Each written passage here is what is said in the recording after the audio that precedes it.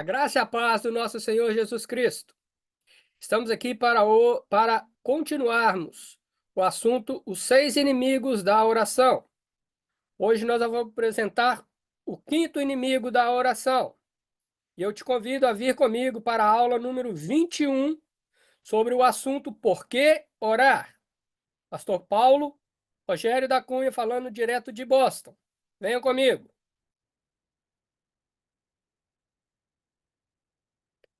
Nosso PowerPoint, como é de costume. Ok, deixa eu aumentá-lo aqui. Ok, modo apresentação. Ok, por que orar? É o nosso tema. Aula 21.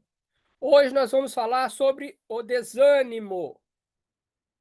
O 5º item sobre esse assunto.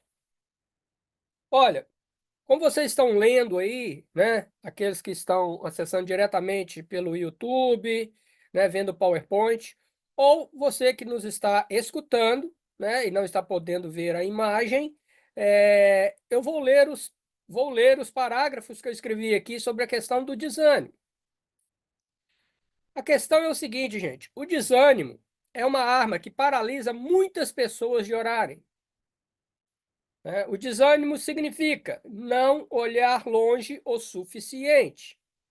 A própria Bíblia diz, olhando firmemente para Jesus.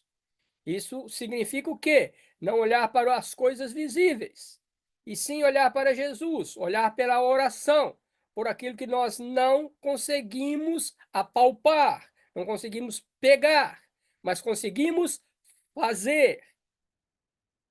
Veja bem, o desânimo pode alcançar diversas áreas do cristão, mas o primeiro ponto que nós podemos dizer sobre o desânimo que abate, às vezes, sobre os cristãos, é aquela velha pergunta: você tem orado regularmente? Você tem entregado as suas petições ao Senhor? E quando a pessoa diz que eu preciso realmente melhorar, não tenho orado tanto quanto eu preciso, a porta está aberta. O desânimo começa pela não prática da oração diária. Não da oração diária, como eu disse, com a família, ou com a igreja, ou com um grupo de pessoas. Não. Eu estou tratando nesse estudo, repito de novo, me desculpa pelo cansaço da repetição, mas eu repito. Esse estudo, essas aulas estão baseadas em Mateus 6:6, a oração individual, a oração necessária para nós. Entra no teu quarto, fecha a porta e ora ao teu Deus que está em secreto, e ele te recompensará. Eu estou dizendo da sua comunicação individual com Deus. Ok? Então, aqui entra, se você não tem essa prática, você abriu a porta. Então aparecem muitas outras questões envolvendo desânimo, né? A falta de ir regularmente se congregar, a falta, né, de estar lendo as Escrituras, a falta de buscar coisas que vão fazer você aprender mais de Deus. Pode ser livros, pode ser filmes, pode ser diversas coisas, mas que te levem ao caminho do entendimento da graça maravilhosa de Deus. Então, se falta-lhe a oração, vai entrar o desânimo. Só que o diabo, ele não faz isso tudo de uma vez. Não é uma coisa que em um mês você está desanimado, não. Ele vai minando as suas forças espirituais. Então ele vai minando, ele mina o campo da oração. Depois ele mina o campo da congregação. Depois ele elimina o campo da leitura da palavra de Deus. Elimina o estudo da palavra de Deus. Então ele vai minando esses campos até que o desânimo lhe tome todo o corpo, mente e alma. Mas o início tudo é pela oração. Por quê? Oração é conversar com Deus. A oração é a chave da vitória. Mas lá para o final, vocês vão ver que eu vou colocar isso bem claramente. Que a oração é a chave da vitória. Então, se eu deixo de fazer isso, né, pelo caminho do desânimo que o diabo coloca, eu não abro a porteira simplesmente de quebrar o meu relacionamento com Deus através da oração. Esse é o primeiro ponto a ser quebrado, mas em seguida, e num tempo, por isso que eu falo que não é do dia para a noite, o diabo vai te trazendo o desânimo. E o desânimo te afasta de Deus em todas as áreas. Então é o momento de você avaliar. Olha, eu estou desanimado por quê? Eu tenho orado, eu tenho colocado as minhas causas e meus agradecimentos a Deus, eu estou tendo um relacionamento de intimidade através da oração com Deus. É simplesmente essa pergunta. Se a sua resposta é sim, com certeza o desânimo não vai aparecer. Mas se você fala que sim, você pode olhar outras áreas. Quanto tempo você tira para ler a Bíblia durante a semana? Quanto tempo você tira para estudar? Seja o tema que quiser, mas estudar, porque esse estudo vai te trazer conhecimento, o conhecimento da palavra de Deus, né? É, quando eu falo estudar a palavra de Deus, eu quero estudar as cartas paulinas. Então estude as cartas paulinas, você vai ver que tem diversos livros, tem a própria Bíblia, tem diversos homens de Deus que explicam as cartas de Paulo. É isso que eu estou falando de estudar a Bíblia, ou estudar todo um contexto, né? O Pentateuco, os profetas maiores, os profetas menores, né? Os 4 evangelhos, né? Então, assim, é objetivo. Se você perder o objetivo como filho de Deus, você pode ter certeza. A oração você não tem praticado. E o desânimo tem entrado na sua vida.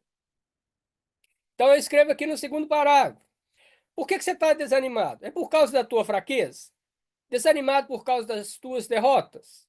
Desanimado por causa da dureza dos homens? Desanimado por causa de situações que a vida lhe impõe? Às vezes nós focamos os nossos olhos, o nosso pensamento muito no que está acontecendo no mundo. É isso que eu quero dizer, né? A dureza de coração dos homens, como que ele pôde fazer isso? Né? Como ele pôde cometer tal crime? E falamos aqui de, né, vamos dizer assim, brevemente, focaram, poxa, mas como que a pedofilia tem crescido? Como que o uso de drogas tem crescido? Como a educação tem sido totalmente deturpada dentro das casas? Como que a humanidade tem criado cada vez mais homens maus? Não é a questão de eu simplesmente me isolar dentro de uma célula, dentro de um quarto, e não quero ver mais nada, não quero ouvir notícia, não quero ouvir ninguém falar. Não, isso não é a solução. Até porque a Bíblia diz que o mundo jaz no maligno. Só que se você focar nas suas fraquezas, focar nas suas derrotas, né? E nas situações que a vida lhe impõe, você está pensando materialmente, você está pensando como um homem. E você quer encontrar as soluções como um homem. Eu vou dizer que eu não tenho as minhas fraquezas? Estou mentindo. Que eu não tenho as minhas derrotas? Eu estou mentindo.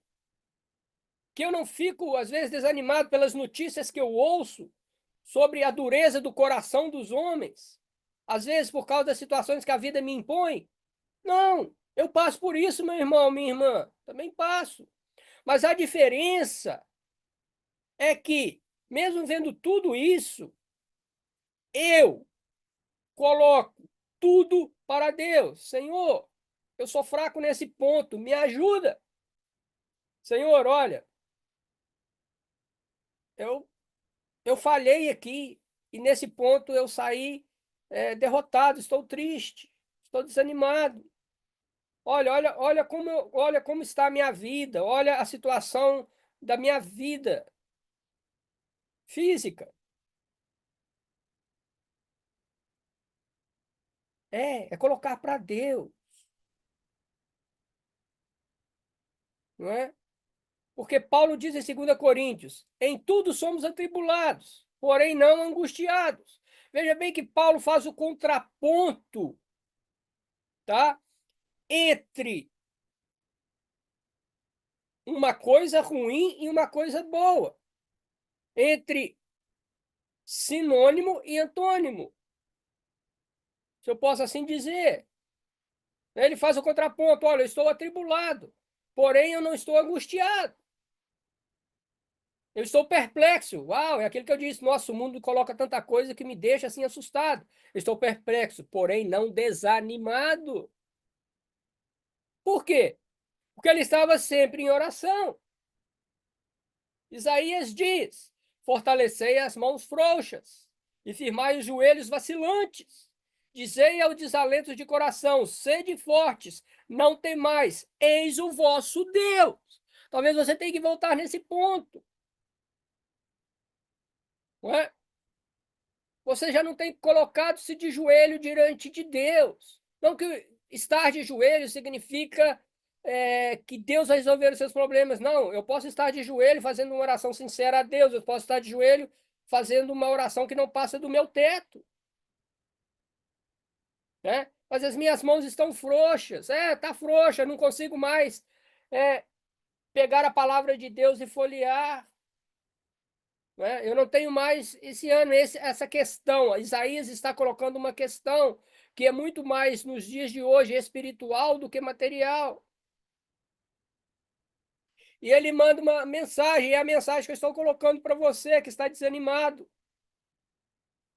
Dizei aos desalentos de coração, que são os desanimados: sede forte, não temais, eis o vosso Deus. Ele tem sido o vosso Deus.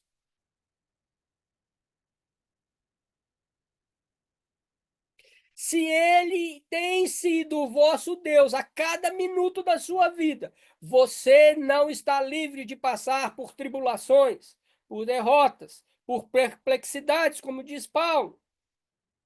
Não, ele não está dizendo que ele vai te livrar disso, mas ele está dizendo o seguinte: eu estou contigo, eu sou o vosso Deus.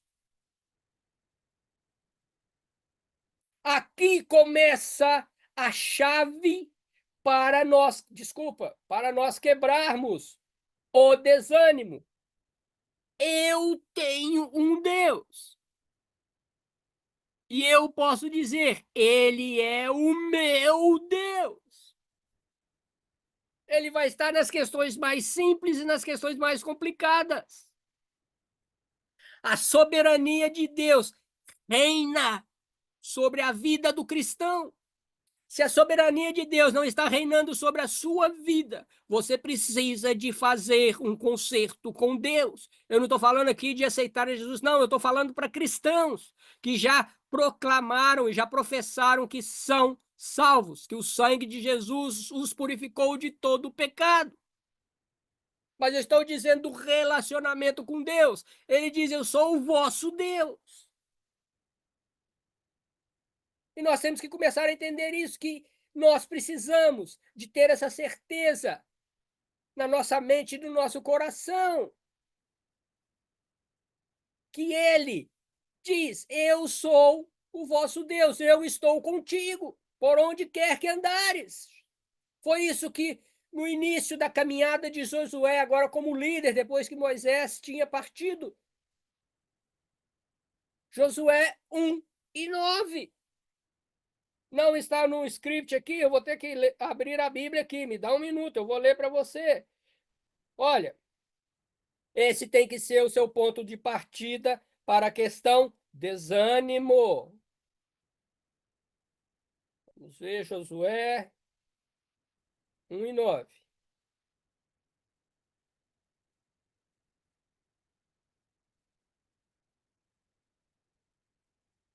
Não te mandei eu? Esforça-te e tem bom ânimo. Não pasmes e nem te espantes, porque o Senhor vosso Deus é contigo, por onde quer que andares. O Senhor é o seu Deus, por onde quer que você anda. Ou essa comunhão está quebrada, ou o desânimo entrou e quebrou essa relação. Essa é uma ordem de Deus a Josué. Não te mandei eu? Esforça-te e tenha bom ânimo. Falta-lhe o bom ânimo para abrir e estudar a palavra de Deus, a orar a Deus. Nem te espantes. As coisas que estão ao seu redor e acontecendo no mundo estão te espantando? Nem te espantes. Porque o Senhor teu Deus é contigo por onde quer que andares. Esse é o nosso Deus. É por aí que começa a sua avaliação. Avalie-se. Veja como você está. Veja se as suas desculpas de às vezes não ir à igreja, não ler a palavra de estou decepcionado, aquele pastor me decepcionou, aquele irmão, irmã me decepcionou. É. Você é um frequentador de igreja?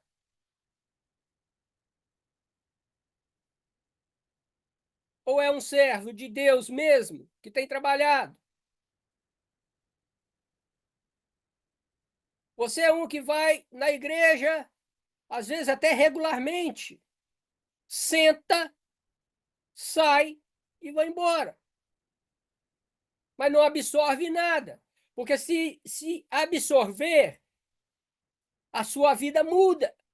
A sua vida muda. Experiência própria, meus irmãos. Eu estou falando um pouco aqui da minha experiência. Enquanto eu não tomei uma atitude que eu vou servir ao meu Deus, e eu sei que ele vai ser a partir de agora o meu Deus. As coisas mudaram? Não, eu não sou rico, não.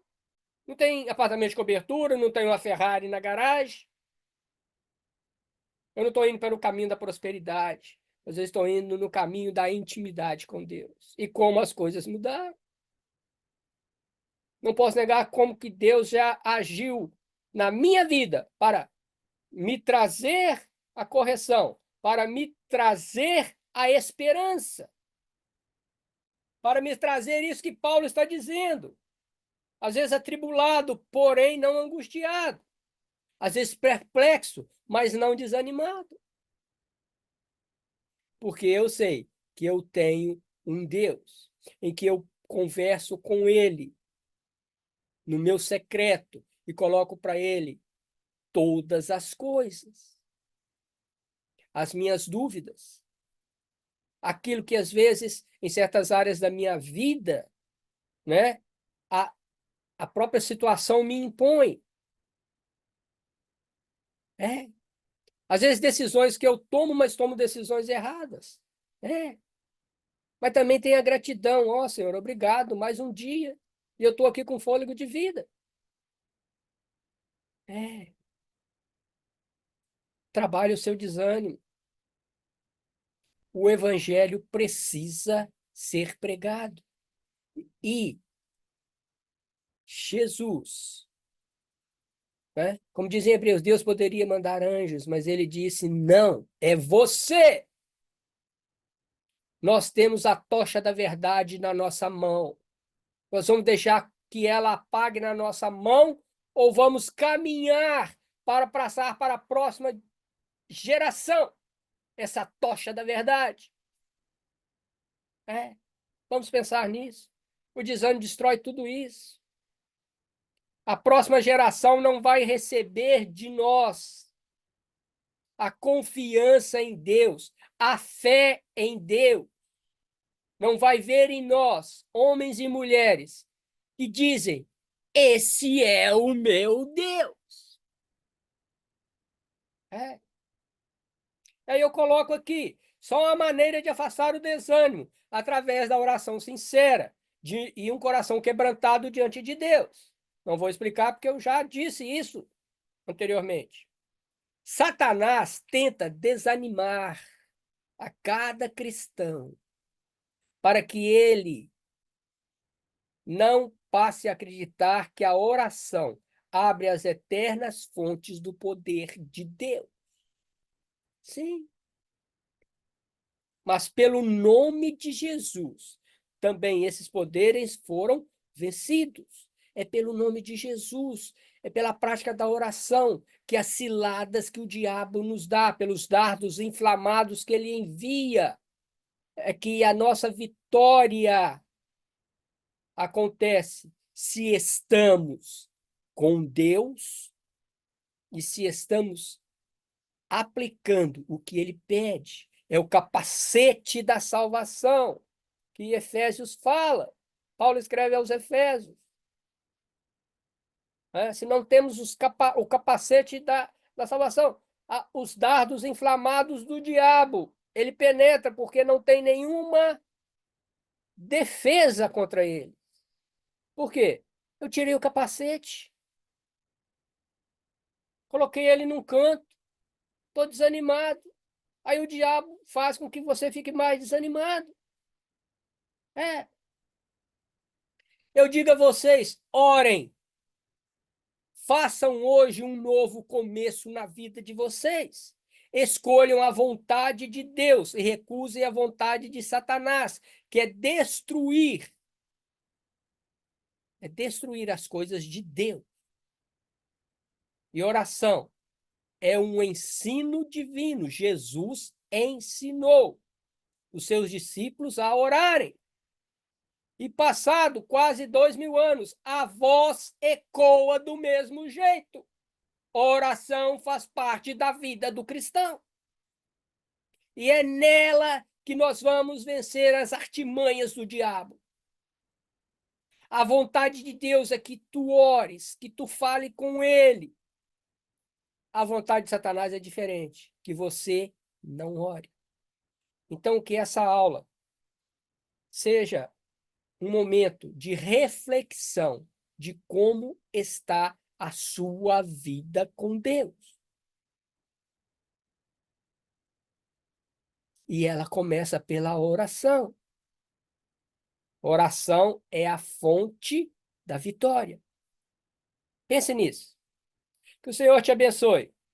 E a aula que vem nós vamos ver o último tema, né? O último tópico desses 6 inimigos da oração.